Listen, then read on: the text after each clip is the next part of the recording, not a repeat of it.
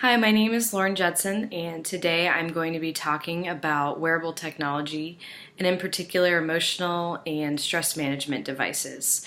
So you might be asking, what is wearable technology? It is just what it sounds like. It is technology that can be worn.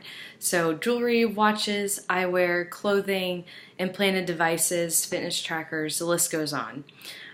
So there's a couple different things for it to be classified as wearable technology. So one, it must be worn, as just discussed, and two, it must have a connection between the wearable device and another device. So with the Internet of Things, we're seeing this more and more with your smartphone being able to turn your lights off and change your thermostat, just stuff like that. And also another kind of criteria is that it's equipped with a biosensor. So there's a bunch of different types of biosensors. The first kind of group are skin sensors, which are electrodermal activity sensors, galvanic skin response sensors, skin temperature sensors, kind of along those lines. So these types of sensors can determine when you're sweating or what your body temperature is. And in regards to the sweating part, it can determine a change in skin resistance. So if you're sweating more, you're going to have less resistance versus when you're sweating less. So these types of measurements are used in emotional mapping, polygraph tests, and stress relaxation feedback. Another type of sensor group are movement sensors. So you have accelerometers, you've got gyroscopes, and you've got inertial measurement units. So an accelerometer is basically something that can determine your change in acceleration from point A to point B. These are in our smartphone devices. They're all over the place to help determine location. The difference between an accelerometer and a gyroscope is gyroscopes measure angular velocity. So if you are a dancer and you do if you spin, it can determine, what that velocity is around your body, which would be the fixed point. The inertial measurement unit is just a combination of the both of them, kind of to save space in your wearable. These can help determine activity level and sleep patterns, which studies have shown increased activity level and more restful sleep is important in the determination of stress and emotional well-being. We also have heart sensors. So this is a very long type of sensor, which I will spare the pronunciation, but the short version is PPG sensors. So I have an iWatch, which is one of our wearable technology type devices. And to give you just an example of this type of sensor, it uses light to determine your blood volume pulse and also your heart rate variability. So this can, detect changes in your heart rate, which we also know is increased due to increased level of stress sometimes. So I'm going to talk about 3 different types of wearable devices that use a more emotional and stress management application to it. So the first is the Zenta bracelet. They use a couple different sensors like the accelerometer, the PPG, and the temperature sensor, and the galvanic skin response sensor. So basically it can combine all of the measurements that these sensors are taking and combine it with your calendar, your notifications, even your location to kind of help get a gauge on what you're feeling. So it helps track stress, happiness, activity, fitness, mindfulness, breathing, sleep, and wellness. Studies have shown, specifically with this company, that there's kind of certain data patterns that match certain emotions. So they use all of the data coming in and can kind of help determine what you're feeling, which is pretty cool.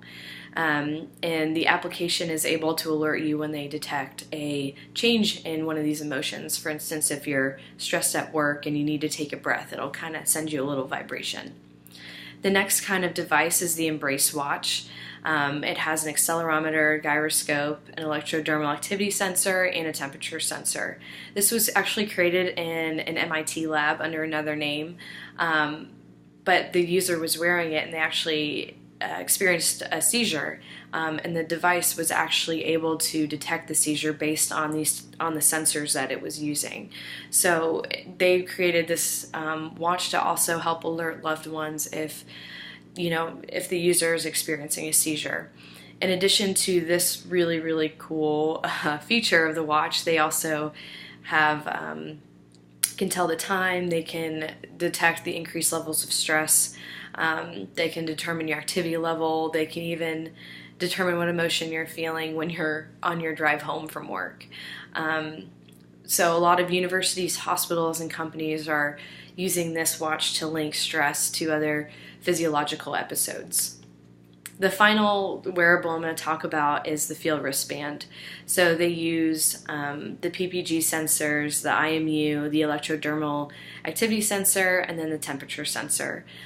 So this one also tracks your stress levels, your activity, communicates with your smartphone for the calendars and notifications, as well as the Zenta did. But what makes this one a little bit different is within the application that comes with the wristband, it allows you to journal about your experiences and will alert you when you're experiencing a change in emotion so that you can journal about it. They also have rewards and different achievements when you reach a milestone. And they also provide real-time advice and suggestions based on cognitive behavioral therapy. So it's kind of adding this more of a psychology, a counseling type aspect to it. So there's in my opinion, there's a big need for this type of device. So far within stress and emotional management, they can, with a lack of stress management, it has shown that there's many health risks that come from it. For instance, anxiety, insomnia, muscle pain, high blood pressure, weakened immune system, and also major illnesses such as heart disease, depression, and obesity. Also, there's a study from 2012 that was conducted about adults and their beliefs and how psychologists can help with stress and emotional management. So with mental health stuff, 57% said that they think they can help, and with stress management, 47% said they could. But adults who actually utilize this type of help with emotional and stress management are only 6%. So there's a 94%, difference in people actually seeking help for this type of management. And I think a little bit of this has to do with the negative stigmas that we associate with receiving mental health help.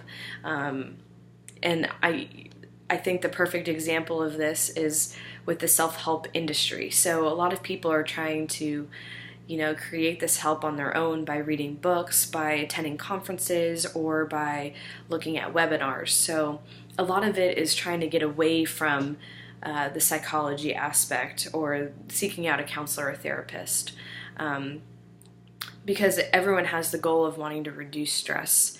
But a lot of these self-help are unable to provide quantitative data. They're also very impersonal. They don't have a lot of accountability that you can get with, the use of a counselor. So that's why I think that these wearable devices are so important. They're able to link the gap from the self-help to the seeking a psychologist, but kind of create it more intimate. It's more personal. It's not as out there. People don't have to discuss it as much. They can kind of keep it to themselves and keep the self-help there, but you're also seeking additional help. I think it's really awesome because it can also track patterns. So if you're always stressed on your commute home and your wearable can detect this, you can maybe find a different route, or you can stay 40 minutes later, depending on the city where you live in traffic, but you can go work out after work and avoid traffic altogether. So I think it creates this really awesome way to detect what you're feeling and the patterns associated with it. I do think it's best used in conjunction with a counselor. I think for the best emotional and stress management, it's definitely good in combination with the therapist, but I do think that it'll allow those people who are scared of the negative stigma or who maybe don't have as much money to receive counseling, for them to use this device in their help. I do think that it's kind of going to be a slow boom to a slow growth, or even a silent growth. I don't think a lot of people will really necessarily talk about it, but I think a lot of technology device type websites and advertisements will be out there, and I think people will be very attracted to those types of advertisements. And in conclusion, I think that wearable technology is going to keep increasing, and I think emotional and stress management devices will definitely see an increase in buying, and hopefully will decrease the amount of negative stigmas associated with mental health, and hopefully help all these people who are experiencing stress to not experiencing it as much and to find helpful techniques. Thank you.